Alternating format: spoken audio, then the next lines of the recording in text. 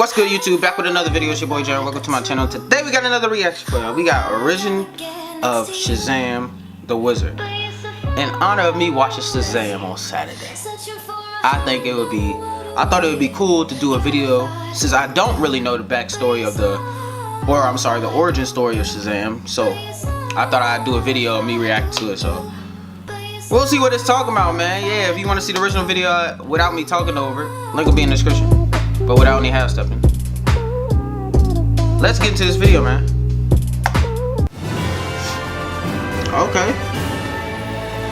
Ooh, this. Okay. What's up, Variant Nation? We are getting closer and closer to the release of the Shazam movie, and I don't know if I've mentioned it yet, but I am pretty freaking excited about it. In fact, by the way, this is off the Variant most excited I've been about seeing a movie since Infinity War last year. I mean, it's basically the movie Big with superpowers. So yeah, I'll take two, please. Anyway, we have always been fans of Shazam here on the show, so it's great to see the character finally get some well-deserved spotlight. I might go watch it again tonight. Characters who deserve some spotlight. Today we're taking a closer look at the source of Shazam's power and the real reason Billy Batson became the world's mightiest mortal in the first place. I'm of course talking about the powerful wizard Shazam. But starting at the beginning, the wizard Shazam was created by C.C. Beck and Bill Parker way back in February of 1940, appearing for the first time in Wiz Comics issue 2, which is also Captain Marvel's first comic book appearance. But since that time, the character has obviously had several aspects of his character updated or changed entirely. And as I mentioned in the last episode, it looks like they used the New 52 origin for the character in the Shazam movie. So for today's purposes, that's the version of Shazam the Wizard we're going to focus on. His real name in New 52 continuity is Mamaragan, which was borrowed from the Australian Aboriginal mythology where Mamaragan is a god of lightning. Now I will say right off the bat that there's still a lot we don't know about this version of the wizard. But we do know he's an ancient native of the Middle Eastern kingdom of Kanda,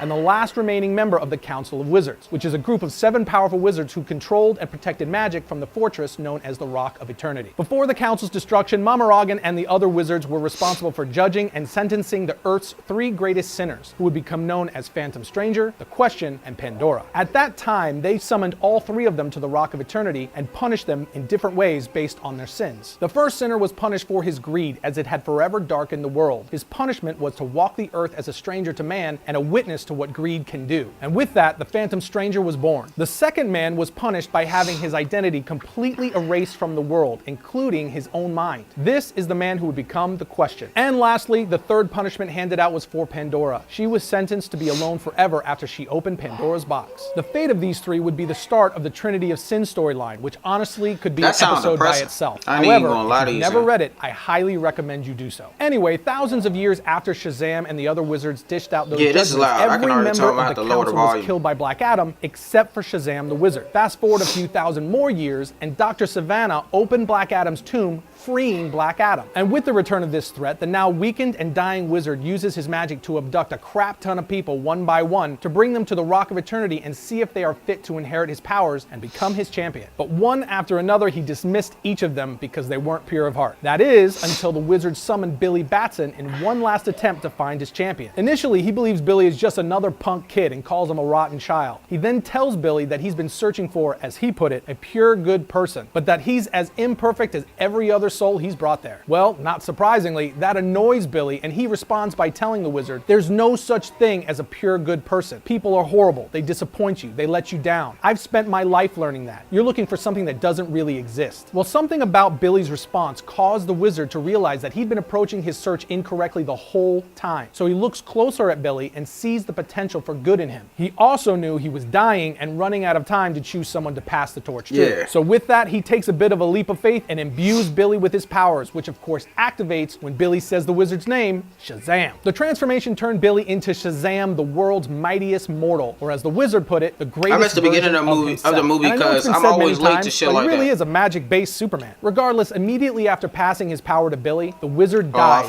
Billy was transported back to Earth. But after his death, the wizard used the last of his power to appear to Pandora in spirit form and apologize to her for punishing her the way they did. He says that he now realizes that she was just young and curious and did not mean to cause harm. But he also tells her that what was released cannot be put back. Now, more currently in DC Rebirth, which for the most part restored DC continuity back to what it was before the New 52 reboot, the Wizard, aka Mamaragan, appears as a vital member of the Immortals, a group formed by Hawkman and Hawkgirl to study the Dark Multiverse. Well, the Immortals' headquarters is in Antarctica, and they advise Lady Blackhawk, aka Kendra Saunders to use the brain of Anti-Monitor to destroy the Dark Multiverse. Because let's be real, nothing good comes out of there. It's also worth noting that Batman would end up taking Mama Morrigan's knife to use against Barbados. Anyway, all this goes down in DC's Metal event, which we did a recap episode on not too long ago. Okay. You can watch that right here. But altogether, my friends, that's a pretty solid summary of the Wizard I might watch that Shazam's myself and not react to it. I modern want to see. origin. But now let's take a look at his powers and abilities. Shazam the Wizard has incredible magic skills, along with having powers bestowed to him by several different gods, making him the vessel for their powers and their champion. These 6 gods would be Solomon, who grants wisdom, Hercules, who grants strength, Atlas, who gives stamina, Zeus, who gives power, Achilles, who gives courage, and Mercury, who grants speed. I'll also say that even without the powers granted to him by the gods, Shazam has incredible magical powers and is one of the higher ranked council members and guardian of the Rock of Eternity. But for those of you who aren't familiar with the Rock of Eternity, it's a place that exists outside of time and space that was formed from 2 rocks, one from heaven and the other from hell. And in most continuities, it serves as the wizard's home and the center of his power. He's essentially able to channel the energies of the primal god wave and the Greek lords of magic through the Rock of Eternity. That being the case, he's entrusted with the duty to keep the power and magic of the Earth realm in balance. This also means, as the keeper of the Rock of Eternity, he also holds evil and dark forces at bay. And with the wizard being so strongly linked to the Rock of Eternity, his spirit can only leave the Rock of Eternity for short periods of time, as he gets weaker the longer he's away from it. In summary, he's an incredibly powerful wizard, but also has the power of the gods at his disposal. So with all that covered, how about some reading recommendations? Start yourself off with Wiz Comics issue 2, then move on to Shazam volume 1 from the New 52, the New 52 free comic book day issue, and finally wrap it up with Shazam, the New 52 is too dark for me for right now. That's going to do it for today, my friends, but if you're interested in more comic book love, give that subscribe button a click. You can also check us out at variantcomics.com or follow us on social media. You can find all of that in the description down below. Other than that, we'll see you next time when we talk about all things comics. For Shazam, I want to start off on the beginning of him getting his powers and things like that, you know what I'm saying? But yeah, man, that's it for the video. If you want to see me react to something else, comment that down in the comment section below. Like, comment, subscribe, share. Until next time, man, I'm gonna go the opposite way. It's gonna be a little ugly.